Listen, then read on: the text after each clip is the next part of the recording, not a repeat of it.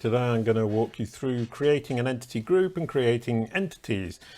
Now, from the home page, I'm instructed to get started, create an entity group.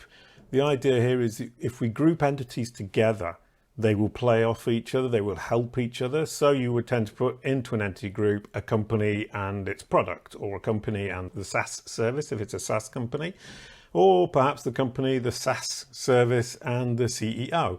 If it were a family, it would be all of the members of the family. Basically, it's entities that go together logically that we're going to communicate to Google as a group. Because as I said, a group will tend to support each other. Now, I'm going to take that very literally and add the Beatles as my entity group. And you will all know now exactly who I'm going to add to that entity group, the Beatles. Importantly here, one of the reasons I've chosen them is because I want to see if at the end I can resolve that eternal question, who is the most popular Beatle? And we can possibly do that using knowledge graph data, which is going to be terribly interesting. And hopefully when we get to the end, I will be able to do that. Now, entity name, John Lennon. Entity home, that's the website, the web page, in fact, that we consider to be the entity home. This is just to get us started. In fact, you'll be able to change that later on, so it's not that important at this stage. John Lennon is, of course, a person, and I can add it to Kalicube. Now, these prices, as you can see, I'm an agency, so I've got a reduction of 25%. Depending on the volume, the discount that you can have or you can expect is going to be bigger or smaller. I'll explain all of these in another video, all the different pricing options and why one might be relevant for you. So let's go for 3 monthly snapshots. Why not? I'm on to the payment gateway. I'm in test mode, so I don't actually pay, which is delightful. And I'm using Google Pay to pretend to pay. We've gone through there. Right, okay, I come here, thank you for my order, brilliant, wonderful, and it wants some basic information. Now, Entity Subtitle, he already has one, which is a singer-songwriter. If I wanted to change that, I could use Kalicube to help me to do that. That isn't the aim today. If I wanted to say British musician, for example, I could choose Entity Subtitle British musician and aim to get Google to change that further down the line. That isn't, as I said, what I'm looking to do today. Entity qualifier word, we could add musician. That would be a word that appears on pretty much every bio. So it could be musician, it could be the Beatles, but maybe that doesn't appear everywhere, especially when he's in the Yoko Plastic Band, whatever that was called. So musician, Liverpool, singer-songwriter. I'm going to go for musician. The idea of this entity qualifier word is simply a word that we use within the Kalicube algorithm to disambiguate, to help us to give you more useful and relevant information and better prioritize what sources Google is looking at. Next, primary domain, that's going to be back here. That's not the entity home, it's just the overall domain, the main domain. If you do add the entity home a second time, it's not important. John Lennon, the audience, this you don't need to put anything here. This is actually for you, for your own reference, as much as anything else. Further down the line, and we will probably be using it more and more. At the moment, it doesn't really help very much. You know, music fans would be pretty pointless audience. Basically, John Lennon appeals to the world as a whole. And here, what Kalicube has done is it's attempted to categorize using Google's own NLP, categorizing it from the brand set, and it's correctly got that to arts, entertainment, music, audio, rock music. So that's wonderful. If I wanted to change the category, I have the whole list here. And if you're looking for that list of categories, so I choose that. That's correct. So I don't need to change it. If I didn't want to change it, I would just select one in that menu. Next, we have his knowledge graph ID. It's a good idea to check that. There's a whole video of how to find those. And we'll go back here and I'll just double check that we have the knowledge graph ID, which was a /m/, but in fact probably everybody in this page is going to be an m/, so we can, oh, we just saw him there. George Harrison, John Lennon 01VS13 _ That is correct. Now, Wikipedia page, I'll bet my bottom dollar he's got a Wikipedia page. Let's double check that Wikidata page. If we can find a Wikidata page, we'll have it there. If we can't, you obviously need to go and find it and add it. It's a really useful piece of information that really truly does help us. And then I look in this list for the English version of, he's even got a little gold rosette for some reason. There we go. And if there is none, you actually just fill in here, none. Same for Wikidata. That's all filled in, and I go on to the next stage. That's all added to the Kalicube database, and then I want to know where to track. Now, he lived in New York for a long time, so we're going to track New York. And the general rule here is track cities where the person in this case has lived and worked for longish periods. For a company, it would be more along the lines of where their head office is and where their main markets are. He obviously comes from Liverpool, so we'll put Liverpool in there as well, because I would imagine that's pretty relevant. We could also track, let's go for Australia, that way we're doing the whole world, and we're going to track Melbourne for no particular reason except it's at the top of the list. So don't track too many different towns, track the ones that are going to be really relevant. If I tracked Helsinki, for example, it wouldn't really help me better understand John Lennon and Google's perception of John Lennon, and it wouldn't help me build the knowledge panel as much as New York, Liverpool and Melbourne potentially. Next step, add additional control domains. Here I would add,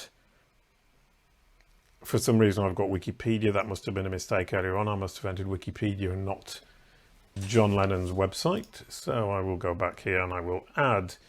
Okay, so I've removed Wikipedia, which shouldn't have been there. Now we verify the information. These are the 3 locations we're tracking. That's the domain that we control. There could be multiple domains there. It's a person, a singer-songwriter, a musician. That's his KGID. That's his Wikipedia article. That's his Wikidata page. The audience, we didn't fill it in, and that's the category. That's all fine. So I can just activate the snapshot.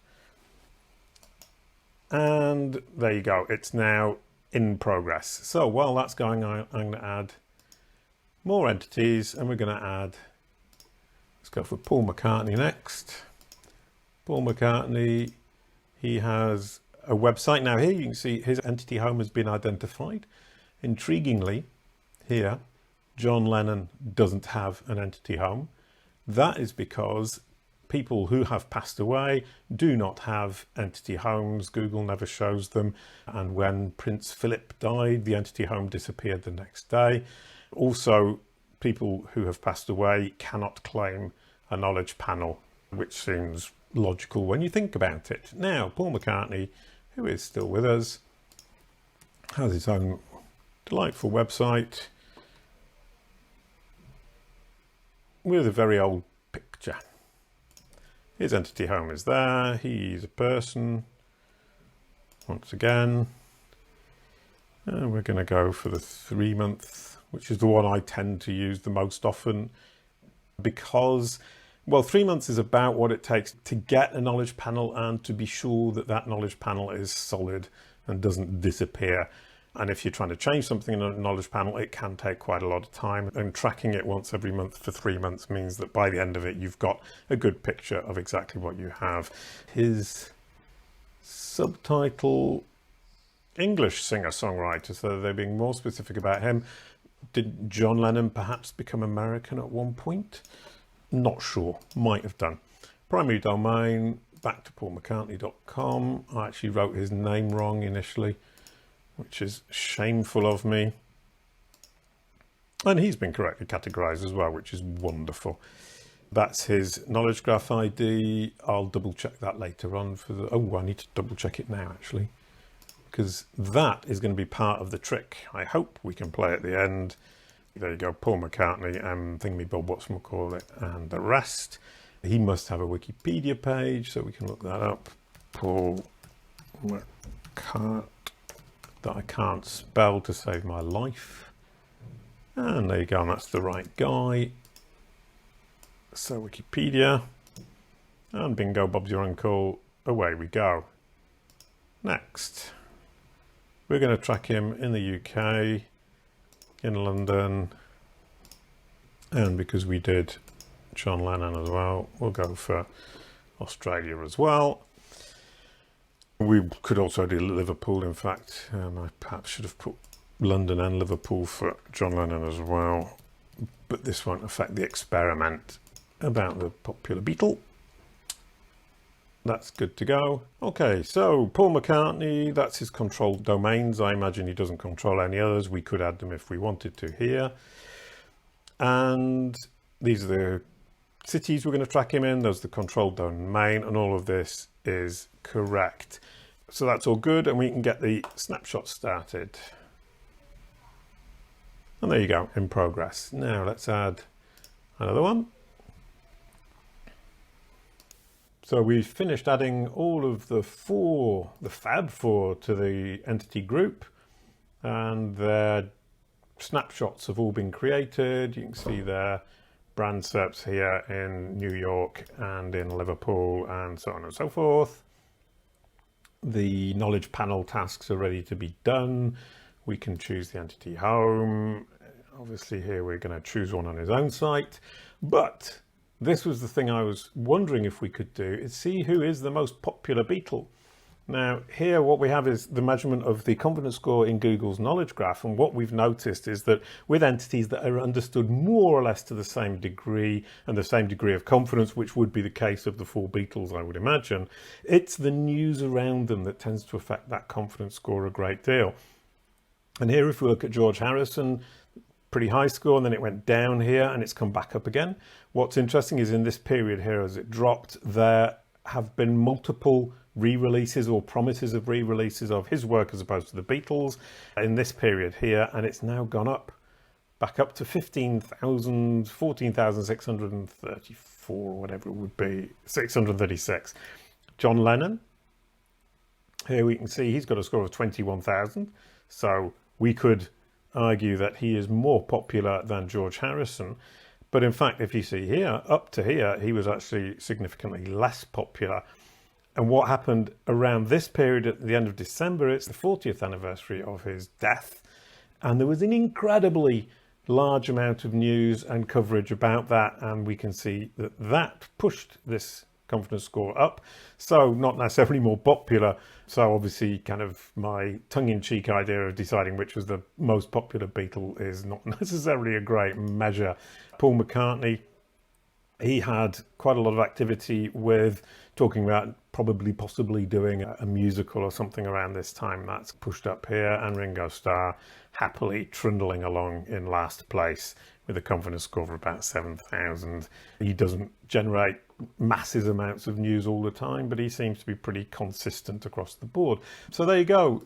Kalicube adding entity groups, the Beatles, and entities, the four Beatles, Ringo Starr, Paul McCartney, John Lennon, George Harrison, to the Kalicube system. Once again, they are not my clients. I just thought it would be a fun example.